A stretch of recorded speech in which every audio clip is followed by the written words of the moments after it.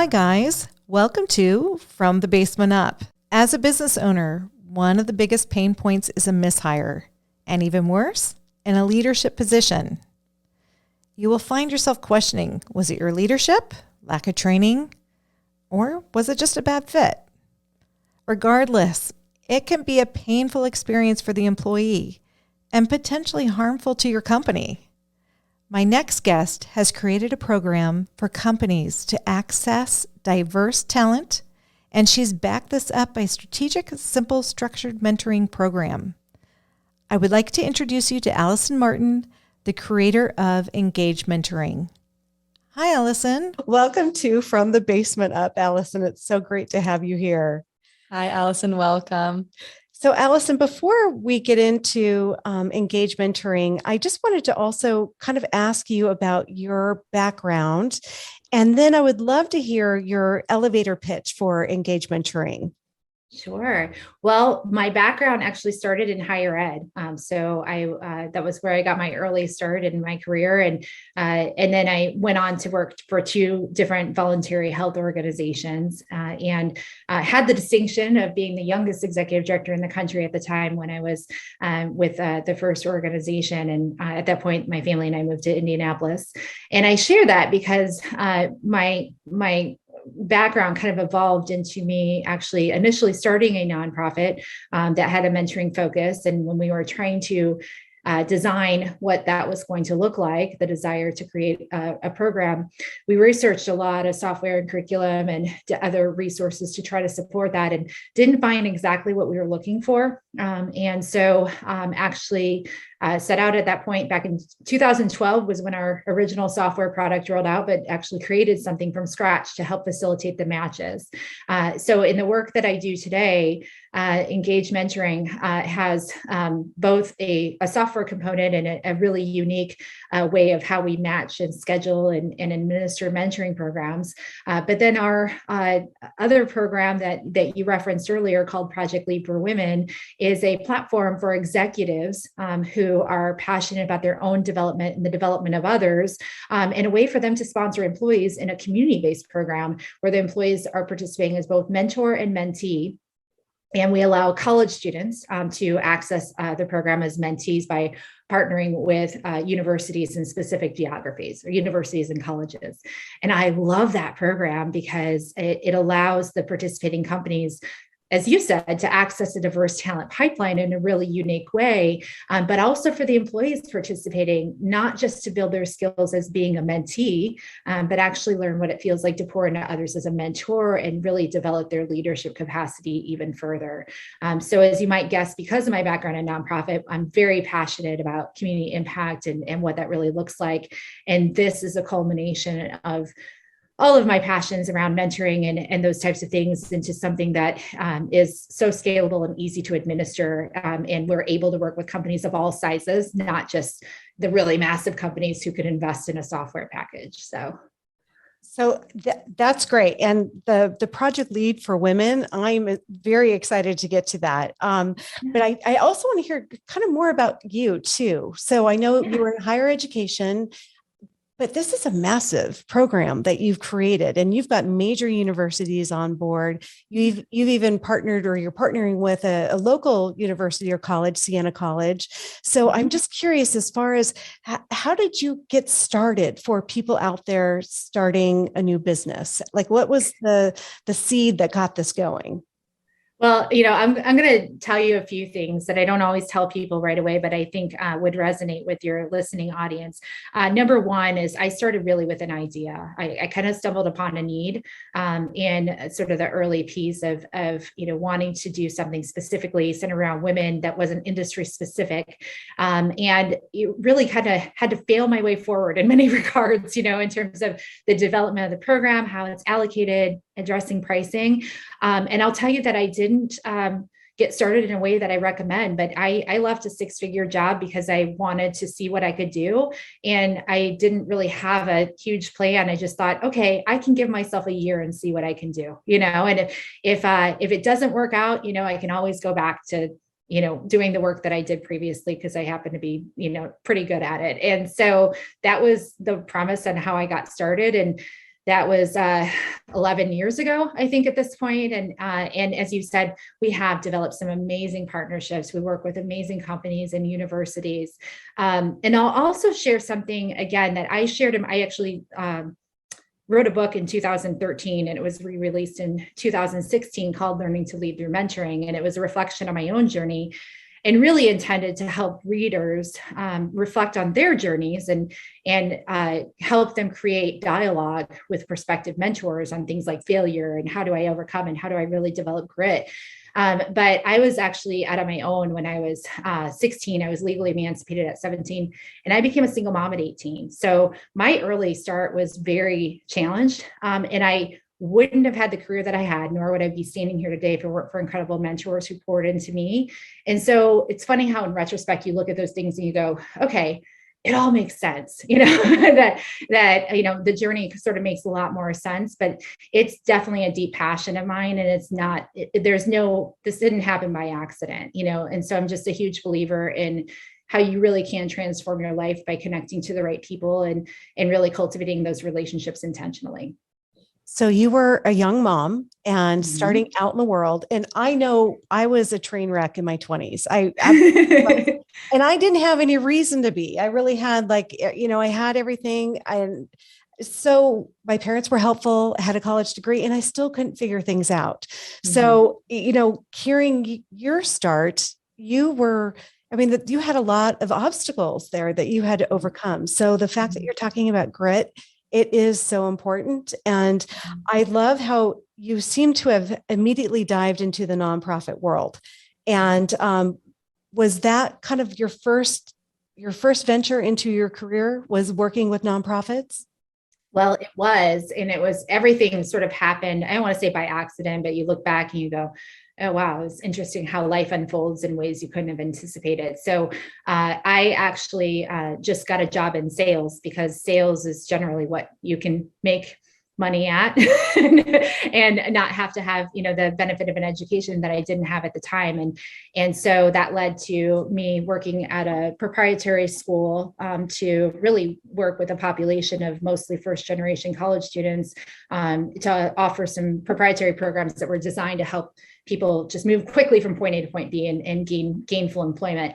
And I heard myself telling people, that they needed to prioritize their education. And I realized that I needed to do that for myself. So I went ahead to enroll in a school that wasn't the school I worked for, but had the accreditation I was looking for and the really great programming and the flexible schedule that would allow me to also work, because I was a single mom. And they offered me a job during the admissions process that also included tuition remission. So I was able to get my bachelor's degree while working in the admissions office and being a single parent and kind of all that entailed. So by the time I graduated, I was married and pregnant with my daughter, who came along when I was 24. I was 24 when I got my bachelor's degree. And so that was my first, sort of by happenstance, I fell into working in higher ed.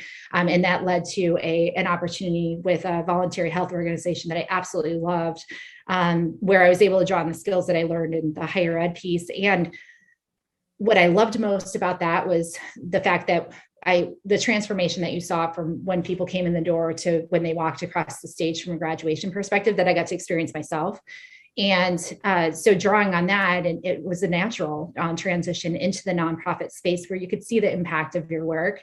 And I've also kind of drawn on that, even though I now don't work for a nonprofit, I work for a for-profit company, but we partner with a lot of nonprofits in a very impactful way. So rather than creating partnerships where there's some sort of financial reciprocity, we're partnering with universities to give opportunities to female college students.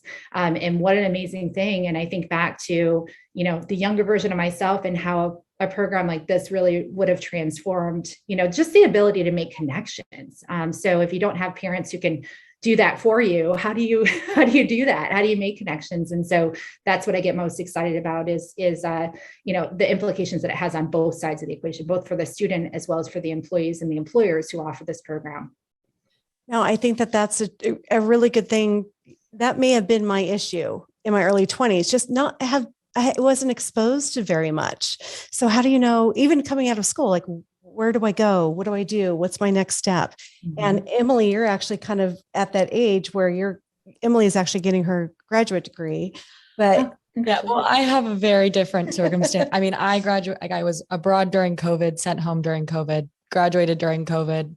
And so I had like 2 years to kind of sit there and figure out what I wanted to do. But that, like, I'm sitting here listening to you, and just the benefit of even creating that community of a network of women would have been, I like feel like I missed out a little bit, but it's okay, because now I am creating a network of my own, and it's out there, and it's going to be so great on all sides of the equation. I totally agree.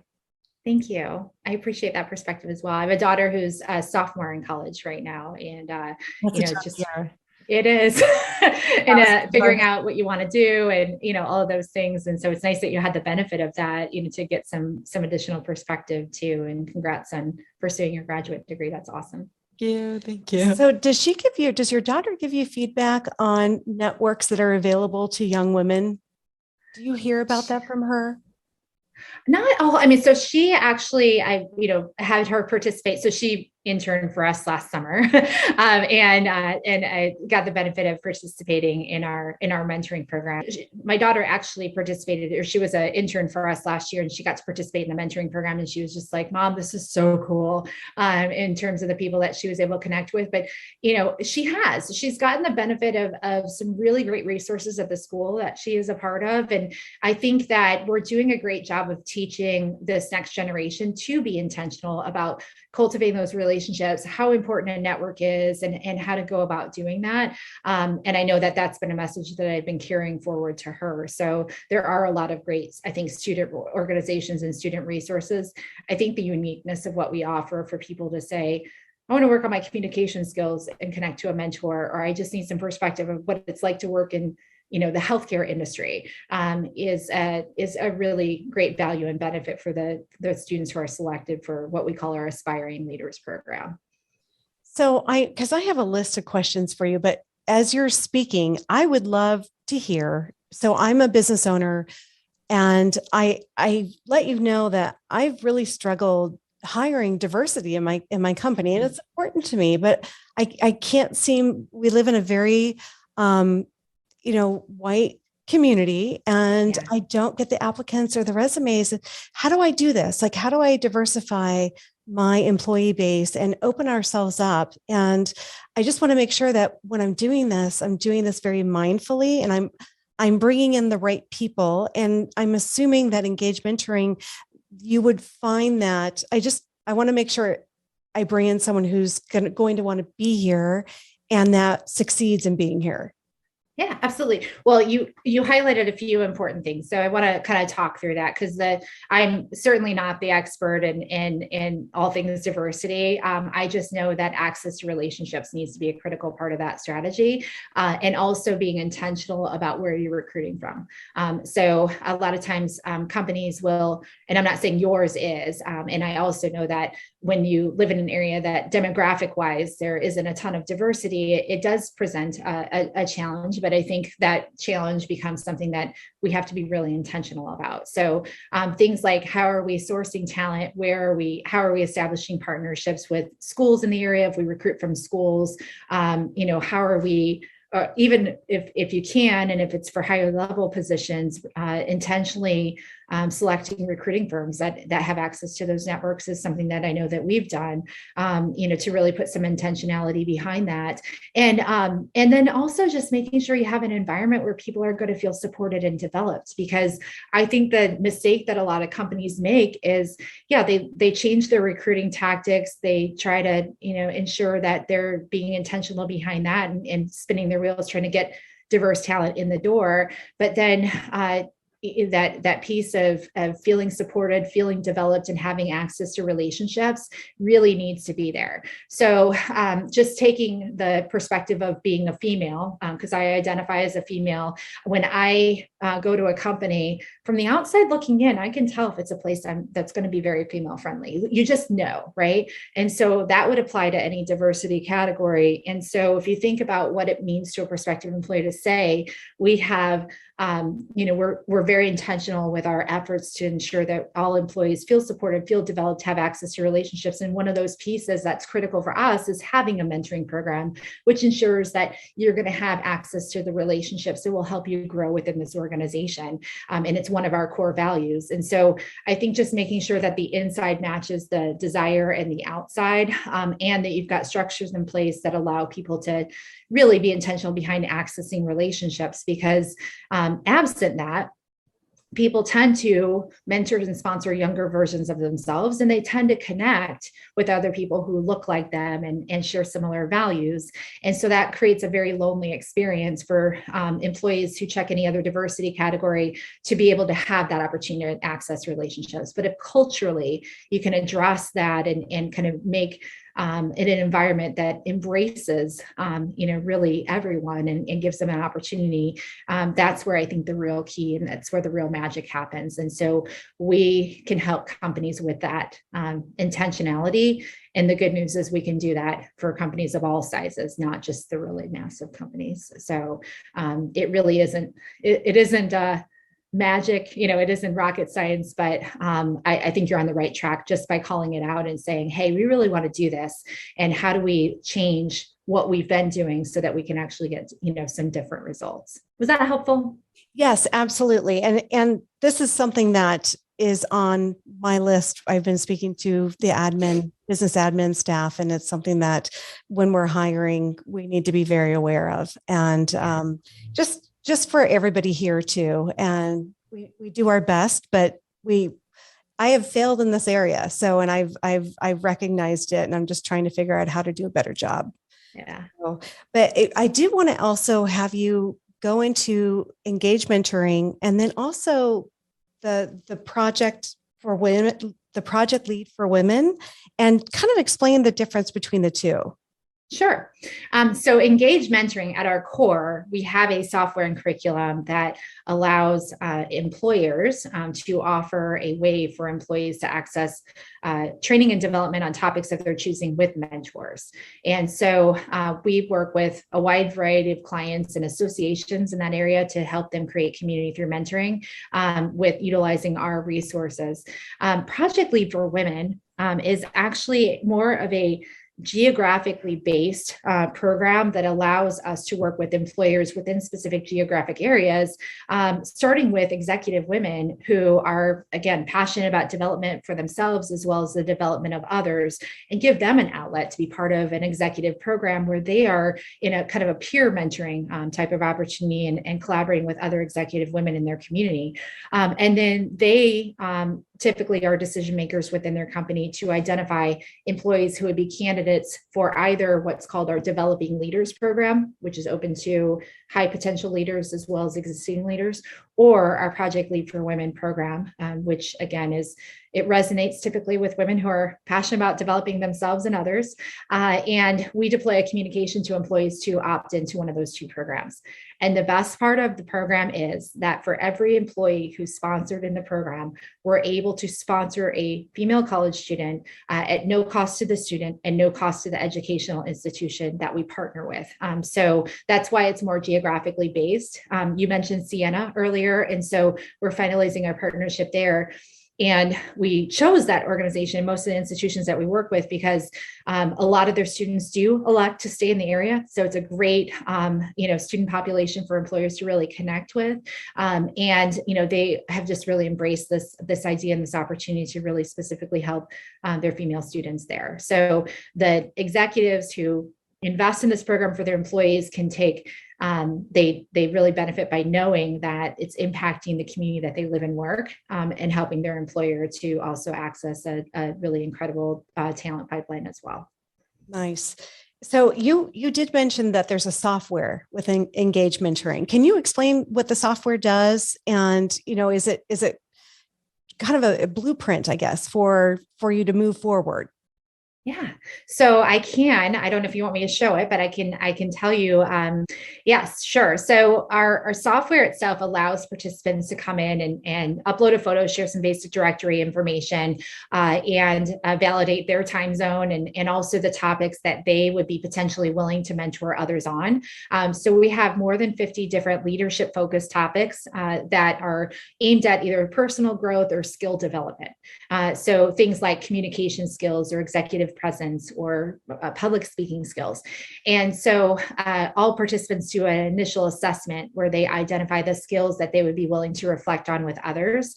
And then they go in, and once they've created their profile, they can select mentors based on the skills they want to work on, and then take advantage of some supplemental learning on those topics as well. So we have a very robust learning library that allows me to say, I want to work with Michelle on public speaking. And then I'm also going to take advantage of supplemental content to really learn, because what a powerful way to shortcut your learning by working with a mentor, and an amazing way for us to meet people where they are, because every individual is different in terms of what their needs are based on what their goals are, as well as what their position they're currently occupying.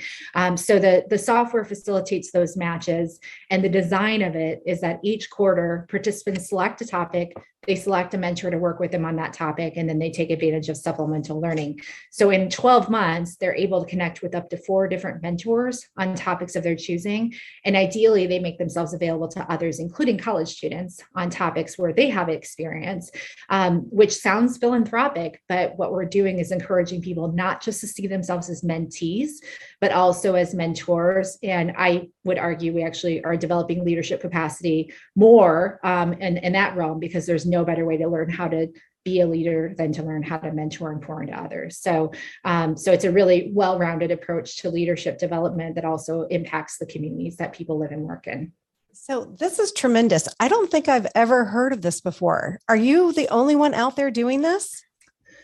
Good question. So we're actually talking to leadership firms right now, and there are some community-based mentoring programs that we've seen, but not that's executed in the way that I'm describing. And like I said, it was there's a whole lot of twists and turns to get to where we are today, but we've landed on something that is really gaining traction and just really exciting, and people are coming out of the woodwork to support. And even the outlet of the executives connecting with one another has just been so well received, because I'm a business owner, you're a business owner. How often do we have that ability to do that, intentionally with other key executives or business owners in our communities? And so that part has really been tremendous as well.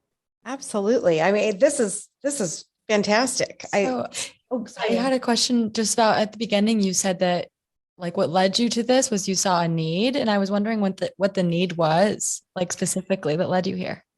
Good question. So as I mentioned earlier, I got my early start in nonprofit, and I worked for a voluntary health organization where at the age of 29, I was the executive director, and I had 34 staff and a 23-member board of directors, and access to it sounds like I'm bragging, and I'm not trying to, but every CEO in town was involved in this large voluntary health organization. I thought, gosh, if more women my age had access to this level of perspective, what an amazing place it would be. So that was sort of the first impetus of, gosh, I have friends who are my peer age group, that could really benefit from this. And then I'm also finding that I'm building relationships with people who are significantly older because of the circles that I run in being an executive director. And I thought, wouldn't it be amazing if I could bring those two worlds together? And so it was later that spark turned into me pulling together a room that had a friend of mine who was 22 years old at the time and a Pilates instructor and the CEO of a major hospital in town, and we had 12 different people with so many diverse backgrounds and perspectives, and thought, gosh, what can we create here? And so that was the beginning of that journey. And as the more I've talked to particularly other women, where you're sharing stories about, how things happen in the workplace and situations we've experienced and that sort of thing, that need for connectivity has always been there. So I think that, not to say that men don't need mentoring or that women don't need male perspective, that's not it, but that connectivity piece is always ring true. And I think we all recognize that it's important to have a variety of different perspectives where mentoring is concerned, but just for sheer numbers, having access to really great female leaders who can give that perspective is just tremendous as you're growing up. So that's when I discovered that we stumbled upon a need just by virtue of how quickly that program itself grew and how quickly the Project Lead for Women program is growing as well. It's pretty evident that it's needed.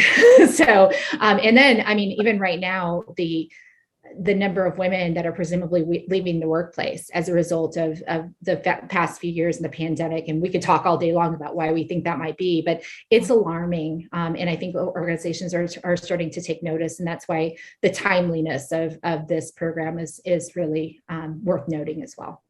Thanks for asking that question, Emily. Yeah, no problem. So you were based in Indiana, and how many states are you out, like, because I can see this catching fire and going nationwide. So how many states do you find that your program is now operating in? So wonderful question. So the company is based in Indianapolis, and we have had a really great partnership both with the Commission for Higher Ed there as well as the Indiana State Chamber. And so we've learned a lot about our, how we go to a market and how we establish partnerships and what that looks like and programmatically what we offer. So we're now at a stage where we've brokered partnerships with schools in your area, as well as Florida and Houston, and St. Louis.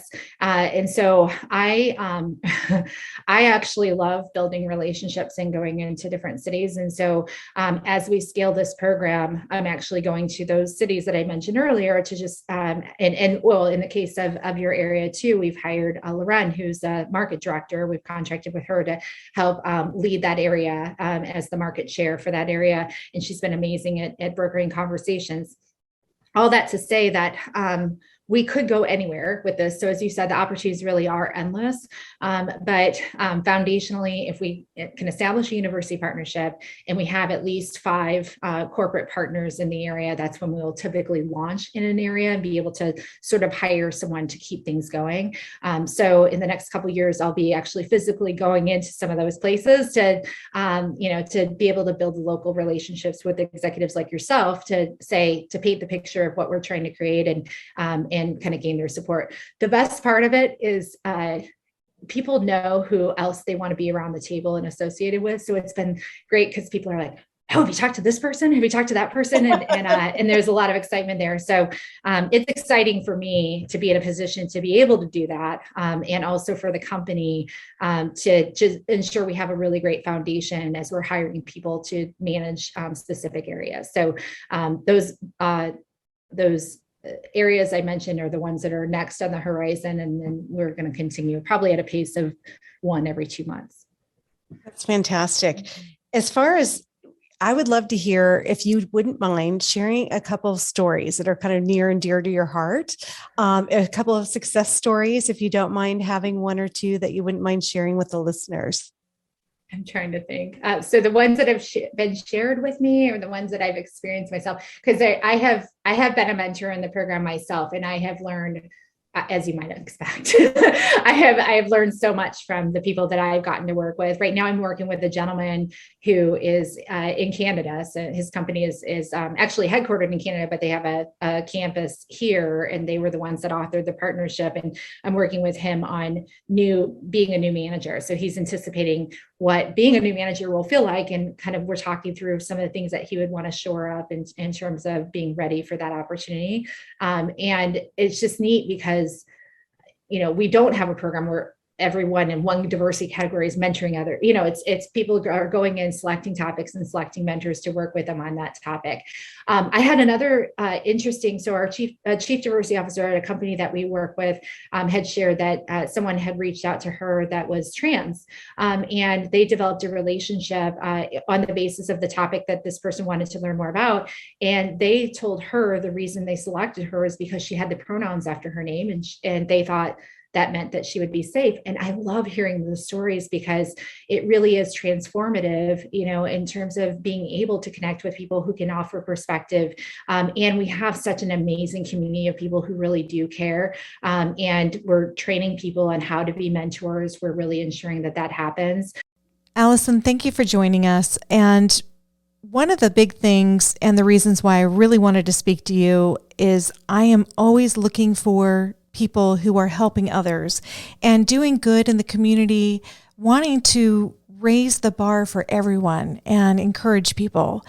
You do that in spades, and I wanted to thank you. And I encourage everybody to look at Engage Mentoring for your business, look at Project Lead for Women, and see what's going on in the universities out there, and see if this is something that your business or if you work for a university would want to get involved in, and reach out to Alison Martin. So Alison, thank you so much for being here on From the Basement Up today. It has been such a joy to speak to you. Thank you so much for joining us today on From the Basement Up. Please be sure to check namebubbles.com for our blog on the podcast and all of the show notes, resources, and links for our guests every Thursday. And please be sure to leave us a 5-star review wherever you get your podcasts. See you next week, and thank you.